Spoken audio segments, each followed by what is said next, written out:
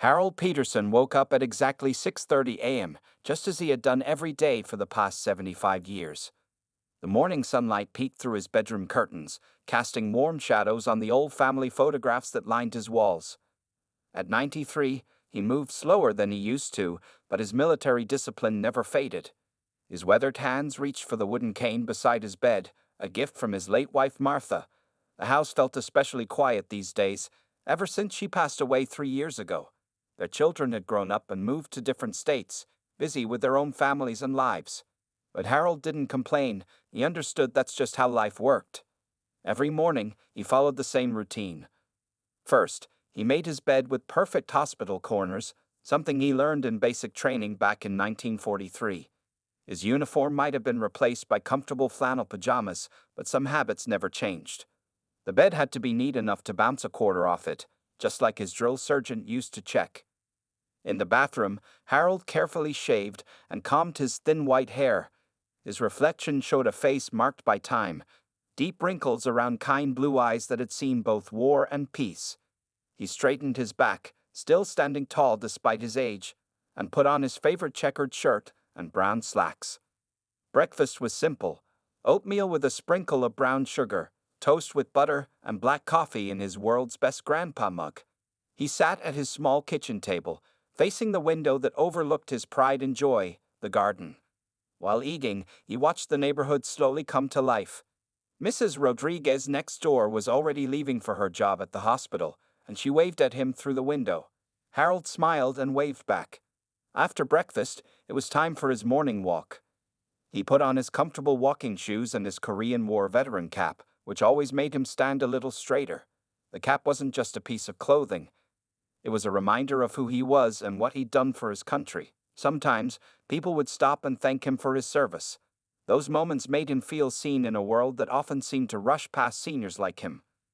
The morning air was crisp and clean as Harold made his way down Cedar Street. He knew every crack in the sidewalk, every flowering bush, and every neighbor's dog. Young mothers pushing strollers would slow down to chat with him, and he always had a piece of hard candy in his pocket for the children who said hello. The walk wasn't long, just 3 blocks around his neighborhood, but it kept him active and connected to his community. Back home by 9 a.m., Harold headed straight to his garden. This wasn't just any garden, it was his sanctuary. Rows of tomatoes stood tall next to beds of colorful zinnias, Martha's favorite flowers. He had planted them the year she died, and now they bloomed every summer, as if bringing a piece of her back to him. The vegetable patch produced enough for him to share with neighbors, and he took pride in delivering fresh produce to elderly folks who couldn't garden anymore. As he tended to his plants, Harold's mind often drifted to the past. He remembered the beaches of Normandy, where he'd led his platoon through hell itself. He thought about his military buddies, most of them gone now, and the promises they'd made to live good, peaceful lives if they made it home. Harold had kept that promise. He built a family, worked hard as a high school history teacher, and tried to make his small corner of the world a better place. Around noon, Harold sat on his porch swing, enjoying the gentle breeze and the quiet neighborhood atmosphere. His American flag fluttered proudly on the pole near his driveway, alongside his unit's military banner. These symbols meant everything to him. They represented not just his service, but the peace he'd helped create. Little did Harold know that this peaceful routine was about to be severely disrupted. But for now, he was content in his quiet life, surrounded by memories of the past and small daily pleasures that made each day worth living. The peace in Harold's neighborhood shattered on a warm Tuesday afternoon. The rumble started as a distant growl, growing louder until it seemed to shake the very foundation of his house. 20 motorcycles roared down Cedar Street, their chrome pipes gleaming in the sunlight. They pulled into the parking lot of O'Malley's bar, right across from Harold's neat white house. Harold watched from his porch as the bikers dismounted. They were a rough-looking bunch, leather vests covered in patches, heavy boots, and thick beards.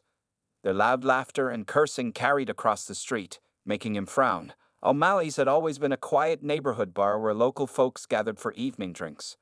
Now it seemed everything was about to change.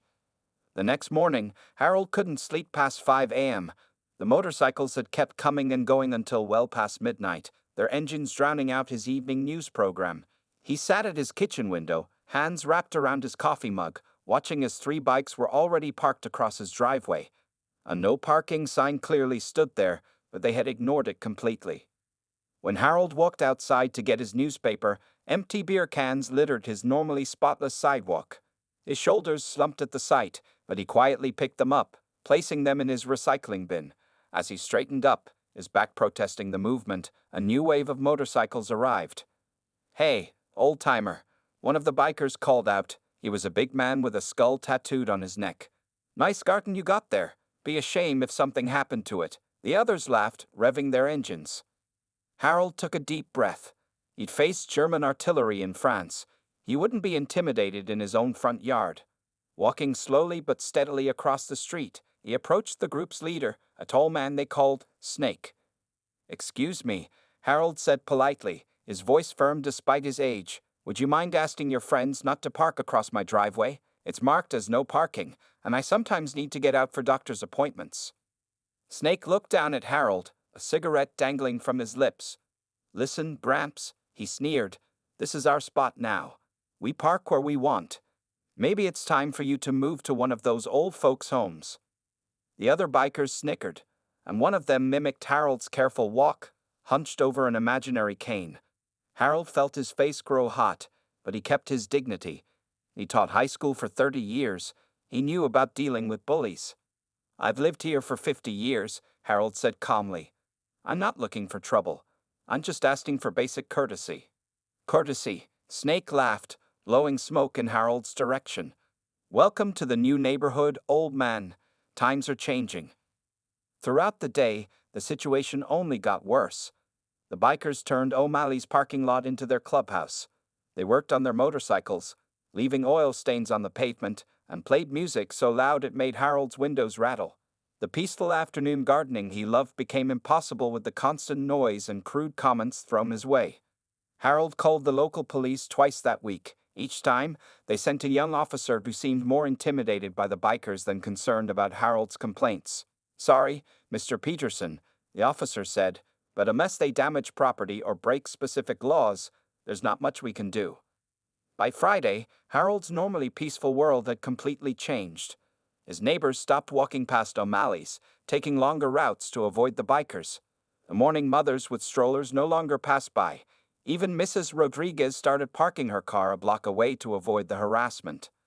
That night, as Harold sat in his darkened living room, watching the bikers through his window, he felt something he hadn't experienced since the war, a deep sense of helplessness. The photos of Martha on the wall seemed to watch him with concern. He looked at his medals displayed in their case, remembering the courage they represented. "I won't be bullied in my own home," he whispered to Martha's picture. But for the first time in many years, Harold Peterson wasn't sure what to do next. The peace he'd fought so hard for in his youth was slipping away in his old age, and he felt more alone than ever. The next week brought changes that made Harold's heart heavy. His beloved garden, once a source of pride and joy, became the biker's favorite target. Every morning, he found new damage: trampled flowers, cigarette butts scattered through his vegetable beds, and beer cans crushed among his tomato plants. One morning, Harold knelt painfully in his garden trying to save a row of zinnias that someone had deliberately stepped on during the night. His old knees protested, but he worked carefully, tying the broken stems to small stakes, hoping they might survive. These were Martha's flowers. Each bloom felt like a small piece of her memory. "Look at Grandpa playing in the dirt," a rough voice called out. Harold looked up to see 3 bikers watching him from across the street. They had started showing up earlier and earlier each day, some even sleeping in O'Malley's parking lot. "Maybe he's looking for his marbles," another one shouted, causing cruel laughter. Harold ignored them, focusing on his task. His hands trembled slightly, but he kept working. He'd survived worse than schoolyard taunts. Later that afternoon, Harold tried a different approach. He baked a batch of Martha's famous chocolate chip cookies and walked across to O'Malley's. Perhaps kindness might work where complaints had failed. Snake and his gang were sprawled across their motorcycles, drinking beer despite the early hour. "I thought you boys might like some homemade cookies," Harold said, holding out the plate. "My wife's special recipe." Snake stared at him for a long moment, then slowly knocked the plate from Harold's hands. The cookies scattered across the pavement, and several bikers stomped them into crumbs, laughing. "We don't need your pity cookies, old man," Snake growled. But since you're here, let me make something clear. This is our territory now.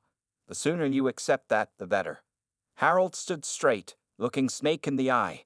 "Young man, I fought actual Nazis in France. You don't frighten me."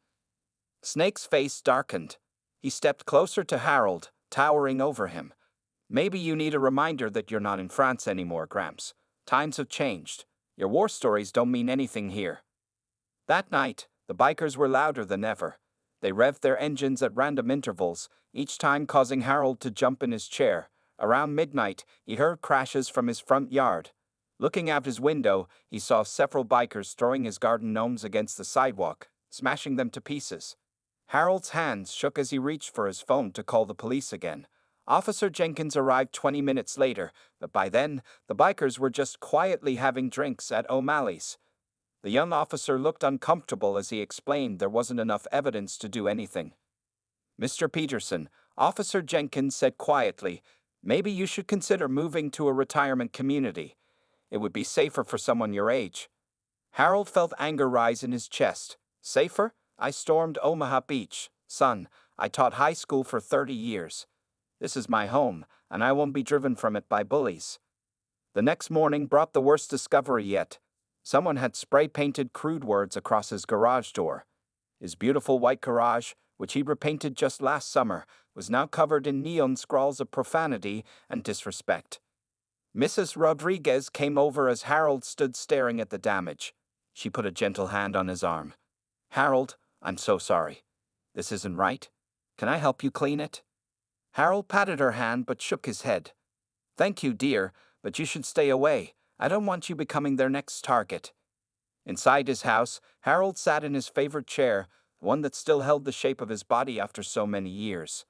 His eyes fell on the old rotary phone in the corner, the one he kept because Martha had liked its ring. Next to it was his address book, worn and full of names from his military days. For the first time since the bikers arrived, a small smile crossed Harold's face. Maybe it was time to remind these young troublemakers about the true meaning of brotherhood and respect. He might be old, but he wasn't alone. Not really. Reaching for the phone, Harold began to form a plan. The autumn evening was unusually cold as Harold sat in his living room, watching the evening news. The sound of motorcycles had become a constant background noise now, like an angry swarm of wasps that never left. He learned to live with it, just as he'd learned to live with the daily harassment and the damaged garden. But something felt different tonight. The bikers were rowdier than usual, their shouts more aggressive. Harold could see their shadows moving across his curtains as they passed under the street lights. He tried to focus on the weather report, turning up the volume on his TV to drown out their voices. Suddenly, a loud crash made him jump in his chair. It came from his front yard, followed by wild laughter and the roar of motorcycle engines. Harold's heart began to race. He knew that sound, metal hitting concrete. His flagpole. Moving as quickly as his old legs would allow, Harold grabbed his cane and made his way to the front door. His hands shook as he turned the lock, not from fear, but from anger. As he opened the door, the cold air hit his face, carrying with it the strong smell of beer and gasoline. What he saw made his heart stop. His flagpole, which had stood proudly in his front yard for 50 years, lay broken on the ground. The American flag and his unit's military banner were crumpled in the dirt, one of the bikers' motorcycles parked deliberately on top of them. Snake and his gang stood around it, laughing and taking pictures with their phones. "Look what we found," Snake called out, seeing Harold on his porch. "Some old rags to wipe our bikes with." Harold's whole body began to tremble. That flag had been with him since Normandy. The unit banner had the names of all his fallen comrades embroidered on its edge, young men who never made it home to grow old. He carried both through France, through the liberation of small villages, through moments of terror and triumph. "Please," Harold's voice cracked as he stepped onto his front path. "Those flags mean something. They're sacred." "Sacred?" Snake laughed, pressing his boot harder on the fallen flags. "They're just pieces of cloth, old man. Just like this is just a piece of metal." He kicked the broken flagpole, sending it rolling across the sidewalk. Harold felt something break inside him. Not his spirit. No, something else. The quiet acceptance, the peaceful patience he'd maintained all these weeks, shattered like glass. He straightened his back, his grip tightening on his cane. That flag, he said, his voice growing stronger, flew over my unit when we liberated France. 23 men from my platoon died under those colors. Boys barely older than you, who gave everything so punks like you could be free to act like fools. Snake's smile faded slightly, but he pressed on. Whatever, Gramps. Your war stories don't mean anything anymore. This is our territory now, remember? Harold looked at the flags in the dirt, at the muddy boot prints across their fabric. He saw faces in his mind, young faces, forever frozen in time. Jimmy from Georgia, who used to sing hymns during night watch. Pete from Chicago, who died pushing Harold out of a sniper's line of fire. All of them, heroes who never got to come home and grow old. You want to know about territory? Harold's voice was quiet but firm. I've seen real men fight and die for territory. Real brotherhood, real sacrifice. Not this playground bullying you think makes you tough. He turned and walked back into his house, leaving the bikers somewhat puzzled by his calm. They expected him to cry, to call the police again, to show some sign of defeat. Instead, Harold Peterson sat down at his old desk and pulled out his address book. His fingers, though wrinkled with age, were steady now as he picked up his phone. He'd been too patient, too understanding. These boys needed a lesson in respect, and he knew just who to call. Looking at the first number in his book, Harold smiled. It was time to remind these bikers what real brotherhood looked like. Harold's old address book lay open on his desk, its pages yellow with age. His fingers traced down the list of names and numbers he kept updated over the decades. Some were crossed out. Too many of his old friends had passed on. But others remained, and more importantly, their children and grandchildren had added their numbers over the years, keeping the connections alive. The first call he made was to Robert Iron Hands Martinez Jr., son of his old radio operator. Bobby Sr. had saved their entire unit by maintaining communications under heavy fire during the Battle of Normandy. His son was now a retired Marine Corps colonel. Mr. Peterson, Robert's voice came through clear and strong. Dad told me so many stories about you before he passed. Is everything okay? Harold's voice trembled slightly as he described the situation, the harassment, the vandalism, and finally, the desecration of the flags. He could hear Robert's breathing getting heavier with each detail. They did what to your flag? The unit banner? Robert's voice was quiet with controlled anger. Sir, give me 2 hours. I'm making some calls. The next number belonged to James Wilson I.O., grandson of his old sergeant. Young James had followed in his grandfather's footsteps, becoming a veteran himself, and now running a legitimate motorcycle club for veterans. Those flags had my grandpa's unit number on them, James said after hearing the story. Mr. Peterson, sir, this won't stand. I got 300 riders in my network. Consider them activated. As the evening grew later, Harold kept dialing. Each call followed a similar pattern. Initial surprise at hearing from him, shock at the story, and then determined promises of action. Many of them knew each other through veteran events and military functions. Each person he called promised to spread the word further. Sarah Thompson, daughter of his old medic, now worked at the Veterans Affairs Office. Harold, those boys picked the wrong veteran to mess with. I'm calling every veterans organization in the state. You just hang tight. Around midnight, Harold received a call back from Robert Martinez Jr., Mr. Peterson. Sir, I hope you don't mind, but your story has gone viral in our veterans networks. I've got calls coming in from 4 states. How does Saturday morning sound? Harold sat back in his chair, feeling a warmth he hadn't experienced since Martha was alive. He wasn't alone. He'd never really been alone. The next day, the bikers noticed Harold had a small smile on his face as he tended to his damaged garden. They watched suspiciously as he carefully folded the muddied flags and stored them safely inside, whistling an old war tune. What's got you so happy, old man? Snake called out, suspicious of Harold's changed demeanor, finally deciding to move out. Just remembering something, Harold replied calmly, about how the best lessons in life often come as surprises. Snake and his gang laughed. There was a hint of uncertainty in their voices. They'd expected tears, anger, or defeat.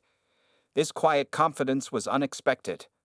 That evening, Harold received more calls than he had in years. Veterans organizations from across the country had heard his story. A retired general who'd served under him as a young lieutenant promised to be there. Former students who joined the military after his history classes called to check on their old teacher. As he got ready for bed that night, Harold looked at Martha's picture. "You always said I had a way of bringing people together, dear," he whispered. "Saturday morning will prove you right again." He slept better that night than he had in weeks, lulled by the rumble of motorcycles across the street. Let them make their noise now, he thought. Soon they'd learn what real brotherhood sounded like. The bikers, meanwhile, continued their revelry, unaware that their world was about to change. They didn't notice the increased traffic on veteran social media networks, or the way local hotels were suddenly booking up for the weekend. Saturday morning was coming, and with it, a lesson in respect that Cedar Street would never forget. Saturday morning dawned clear and cool.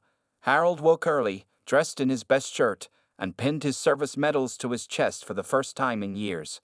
The bikers were already gathering across the street, their usual morning routine of loud bikes and louder voices filling the air. At exactly 9 a.m., the first distant rumble began.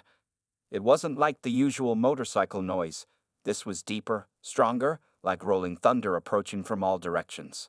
Snake and his gang paused their activities, looking confused at the growing sound. Then they appeared. From every street leading to Cedar Street, motorcycles began pouring in. But these weren't ordinary bikes.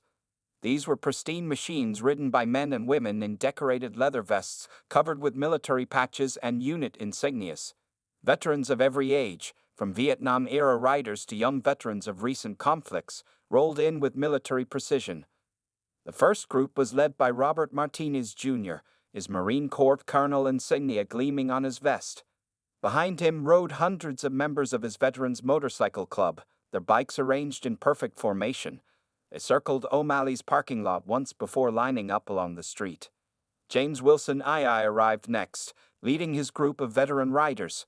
Their vests displayed combat medals and unit patches, each telling a story of service and sacrifice. They took position on the opposite side of the street, creating a corridor of chrome and leather.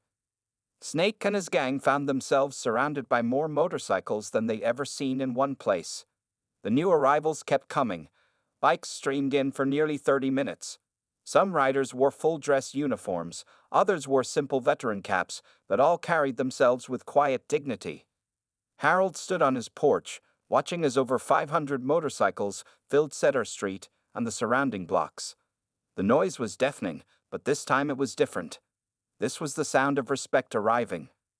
Then came the moment that made Snake's face turn pale. A black SUV with military plates pulled up, and out stepped General Michael Hayes, his 4 stars glinting in the morning sun. The general, who had once been a young lieutenant under Harold's command, walked straight to Harold's porch. "Sergeant Peterson," the general said, saluting sharply. "Your old unit reporting as requested, sir."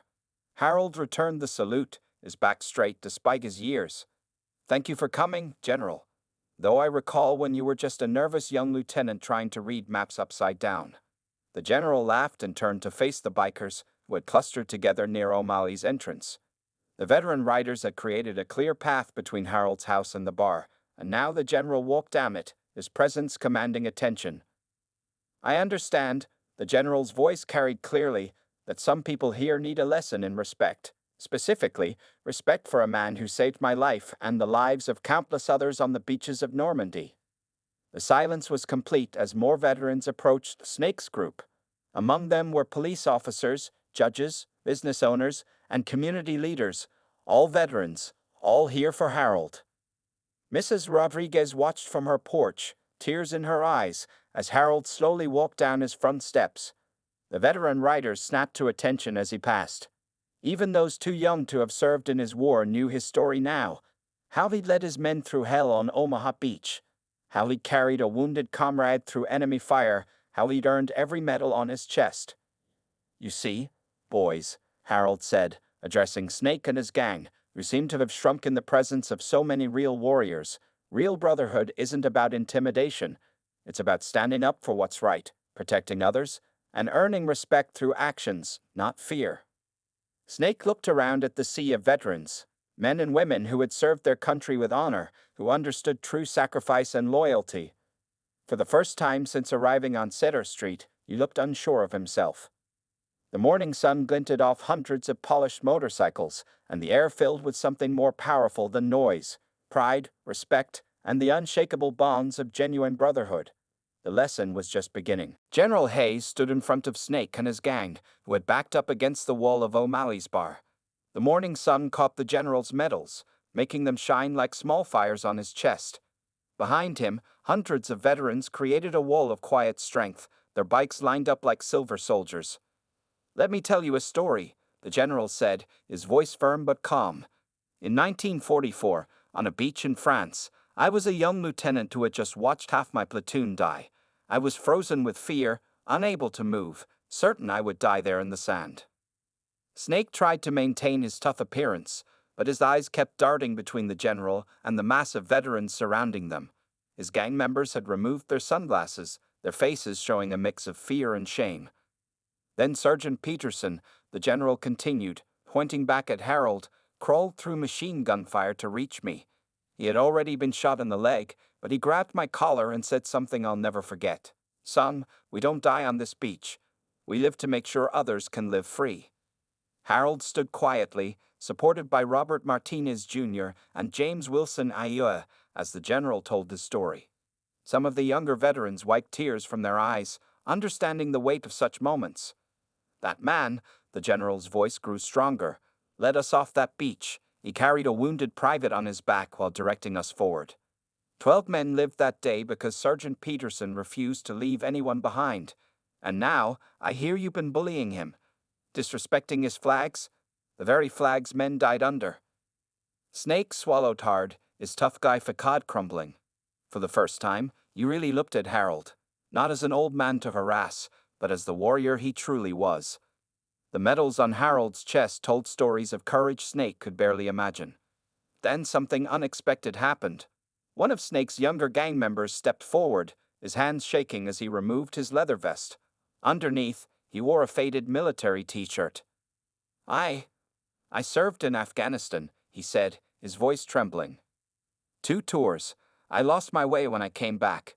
Couldn't fit in anywhere until I found the gang." He turned to Harold, tears now flowing freely. "Sir, I forgot who I was, what these flags really mean. I'm so sorry." The young man, whose name was Tommy, fell to his knees in front of Harold. The old veteran reached out and placed a gentle hand on Tommy's shoulder. The gesture seemed to break something in the young man, and he began to sob. Snake watched his tough guy image collapse as Tommy, one of his most loyal followers, broke down in front of everyone. Other gang members began shifting uncomfortably, some removing their sunglasses to wipe their eyes. "Your gang member here understands something you don't, Snake," Harold said quietly. "Brotherhood isn't built on fear. It's built on standing together, helping each other, respecting not just the strong but also the vulnerable." Snake looked at his boots, then at the hundreds of veterans watching him. He saw men and women of all ages, some with prosthetic limbs, others bearing visible scars, all standing tall with dignity and purpose. Snake's voice cracked. "I never served, never had the courage. It was easier to act tough, to make others afraid." He looked up at Harold, his eyes finally showing genuine emotion. "What you did on that beach, what all of you have done, I've been a fool." The general nodded slowly. "Recognition of error is the first step toward correction. The question is, what do you do next?" Snake straightened up and walked toward Harold. The veterans tensed, but Harold raised his hand, sensing what was coming. Snake stopped in front of the old warrior and for the first time in his life gave a genuine salute. "Sir," Snake said, his voice thick with emotion, "I don't deserve your forgiveness, but I would like to learn what real brotherhood means." The morning air, which had been so tense moments before, began to soften. Something was changing on Cedar Street, not just for Snake and his gang, but for everyone present. It was a reminder that redemption could come from the most unexpected moments. 1 month had passed since that remarkable Saturday morning on Cedar Street. The neighborhood had changed in ways no one could have predicted.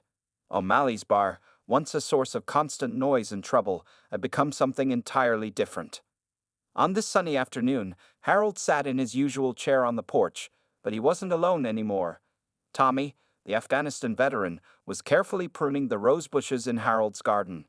He had traded his biker vest for a gardening apron, though his military tattoos still showed on his arms.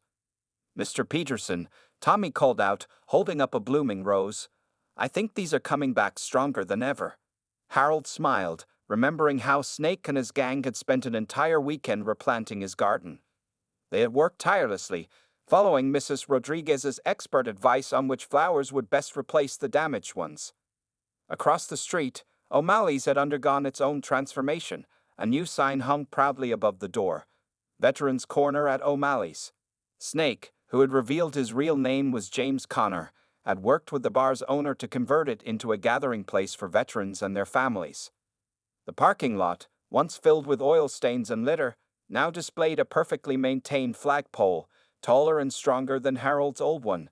Every morning, Snake personally raised both the American flag and a new unit banner that the veterans had given Harold.